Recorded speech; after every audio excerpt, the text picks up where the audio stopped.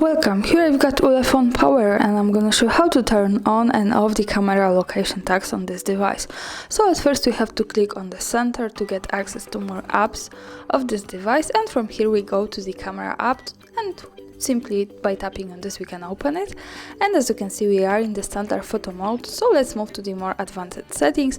We can do it by tapping on this button at the right corner here, and as you can see here we have access to this settings bar, so this is how it looks like. And at the first position we have the GPS location button, so by tapping on this we can easily turn off and turn on the location of our picture like that. So this is how it works. And also the important information is that when we really want to save our location, we have to be connected with the internet, for example the Wi-Fi, and we have to turn on the location of this device here, so remember about it.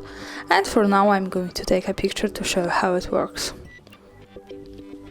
And let's go to the preview here. And from here, this is our picture. We go to the right corner again, and by tapping on this we get access to the info.